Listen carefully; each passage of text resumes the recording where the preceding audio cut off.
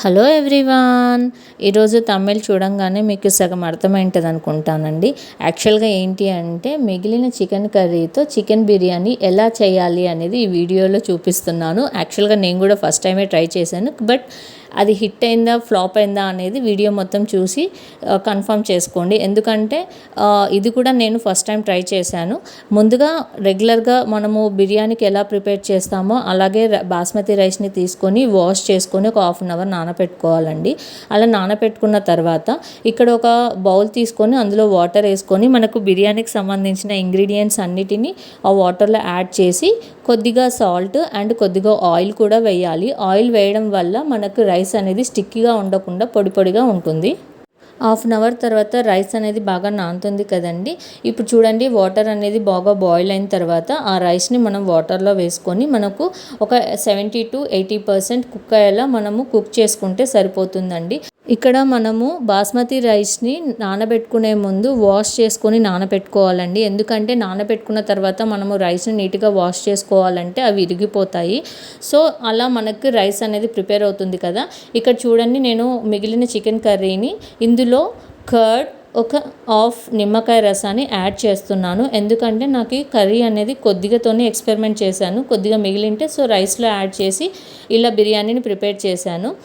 ఈ chicken curry అనేది మనము ఆల్రెడీ కుక్ చేసుకుంటాం కాబట్టి ఇందులో మనము సాల్ట్ కానీ చిల్లీ పౌడర్ కానీ మసాలాలు కానీ ఎలాంటివి యాడ్ చేయాల్సిన అవసరం లేదండి. ఒకవేళ మీకు స్పైసీ అనేది తక్కువగా అనిపిస్తే కొద్దిగా యాడ్ చేసుకుంటే సరిపోతుంది. ఎందుకంటే మనము వీటిని మళ్ళీ దమ్ చేస్తాం కాబట్టి. కొన్ని ఆనియన్ ముక్కలను మనము ఫ్రై చేసుకొని ఫ్రైడ్ ఆనియన్స్ని తీసుకొని పక్కన పెట్టుకోవాలండి. చూడండి, మనకు ఇక్కడ 80-70% రైస్ అనేది కుక్ అయిపోయింది కదా. ఇప్పుడు ఒక ప్యాన్ తీసుకొని అందులో కొద్దిగా ఆయిల్ వేసుకొని ఇప్పుడు కలిపి పెట్టుకున్న చికెన్ పీసెస్ని కూడా యాడ్ చేసుకోవాలండి. ఇలా చికెన్ పీసెస్ అనేవి మనకు ఆయిల్లో కొద్దిగా మగ్గనిస్తే సరిపోతుందండి.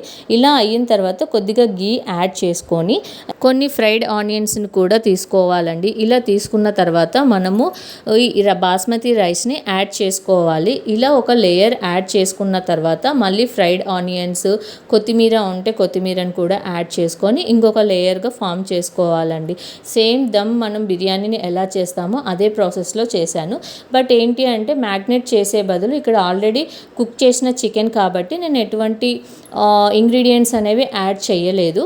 ఇలా మొత్తం తీసుకున్న తర్వాత పైన ఒక టేబుల్ స్పూన్ గీని యాడ్ చేసుకొని టిష్యూస్ని పెట్టుకోవాలి.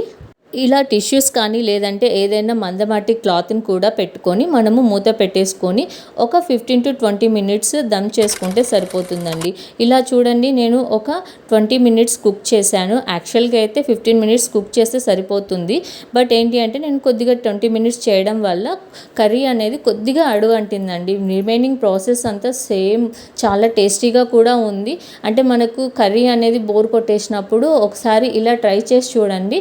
మనకు అంటే దమ్ బిర్యానీ అంత టేస్ట్ రాకపోయినా చాలా బాగుంది టేస్ట్. మీరు కూడా ఒకసారి ట్రై చేసి చూడండి. కామెంట్ సెక్షన్లో ఎలా ఉందో కామెంట్ చేయండి. మీకు కనుక ఈ వీడియో నచ్చినట్లయితే లైక్ చేయండి, షేర్ చేయండి, సబ్స్క్రైబ్ చేసుకోండి. Thank you.